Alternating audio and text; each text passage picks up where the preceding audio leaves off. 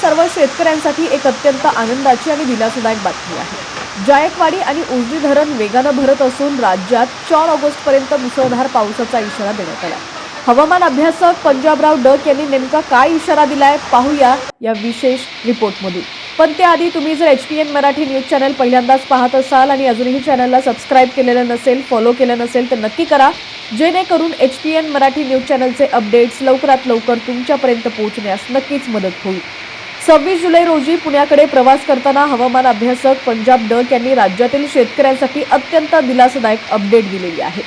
मराठवाड्याची जीवनवाहिनी मानले जाणारे जायकवाडी धरण 50% जवळ पोहोचले। धरणात तब्बल 80,000 क्युसेकनं पाण्याची आवक सुरू असून लवकरच हा साठा 55 ते 56% पोहोचणार आहे। इतकंच नाही तर पश्चिम महाराष्ट्रातील उजनी धरणही 75 ते 80% भरलेलं असून सोलापूर आणि अहिल्यानगर परिसरातील शेतकऱ्यांसाठी ही मोठी आनंदाची बाब ठरत आहे। पंजाब डक यांच्या अंदाजानुसार राज्यात 4 ऑगस्टपर्यंत दररोज वेगवेगळ्या भागात चांगला पाऊस पाहायला मिळणार आहे। सध्या पूर्वेकडून आलेले चक्रीवादळ कमी दाबाचं क्षेत्र पूर्व विदर्भापासून पश्चिम विदर्भ म्हणजेच अमरावती, अकोला, खानदेश, जळगाव, धुळे, नंदुरबार मार्गे गुजरातकडे सरकत आहे। विदर्भ, मराठवाडा आणि खानदेशात यामुळे जोरदार पावसाची शक्यता आहे। नाशिक जिल्ह्यातील शेतकऱ्यांसाठी पुढील 4 दिवस मध्यम ते मुसळधार पावसाचे असतील।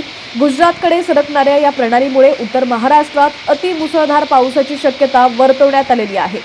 एकंदरीत राज्यातील सर्वच भागात पाऊस चांगला राहणार असल्यानं धरणांमधील पाणीसाठ्यात अजून वाढ होणार आहे। तुम्हाला ही माहिती कशी वाटली? तुमच्या जिल्ह्यात सध्या पाऊस कसा आहे? खाली कमेंट करून नक्की कळवा। हवामानाचे असेच अचूक अपडेट सर्वात आधी मिळवण्यासाठी आपल्या हक्काच्या HPN मराठी न्यूज चॅनलला सबस्क्राइब करायला विसरू नका। पाहत रहा HPN मराठी न्यूज। नमस्कार, मी पंजाब डक। आज आहे 26 जुलै 2026। मी पुणेकडे जात आहे। तर पुण्याला जात असताना एक शेतकऱ्यासाठी आनंदाची बातमी देतो।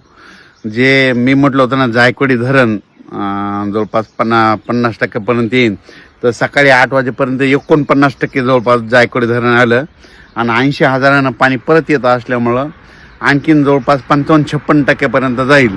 म्हणून ही खास करून मराठवाड्यातल्या शेतकऱ्यासाठी आनंदाची बातमी। उजनी धरण देखील 75च्या पुढे गेलंय, म्हणजे जवळपास 78-80% पर्यंत गेलंय। म्हणून उजनी धरणाच्या शेतकऱ्यासाठी आनंदाची बातमी।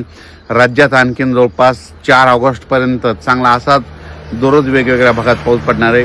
पण एक चक्रीवादळ येत असल्यामुळं आता या काय होईल, परत एक चक्रीवादळ येईल।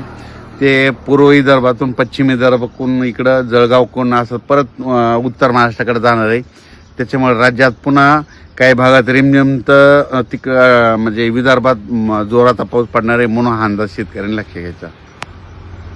नाशिकचे जे भागातले जे शेतकरी त्यांना एक सांगू इच्छितो की आणखीन 4 तारखेपर्यंत पावसाचा जोर असा चालू राहणार आहे। म्हणून हा अंदाज त्यांनी लक्षात घ्यायचा। तर ते चक्रीवादळ आहे ते काय होणार आहे, चंद्रपूर, गडचिरोली, नागपूर, वर्धा, भंडारा, तसंच इकडे अमरावती, अकोला तसंच जळगावकडे जाणार। जळगावून परत नंदुरबार, धुळे आणि गुजरातकडे जात असल्यामुळं पुन्हा गुजरातला आता जसं पाऊस झाला तसंच गुजरातमध्ये पुन्हा एकदा अतिवृष्टी, अतिमुसळधार पाऊस पडणार आहे। म्हणून गुजरातच्या जनतेने देखील अंदाज लक्षात द्यायचा, कारण की गुजरातला पाऊस पडत असल्यामुळं ते पाऊस उत्तर महाराष्ट्राला पडणार आहे। म्हणून उत्तर महाराष्ट्रात पडला तर परत आपल्या नद्याला पाणी येणार आहे। म्हणून हा अंदाज महाराष्ट्रातल्या शेतकऱ्यांना लक्षात घ्यायचा।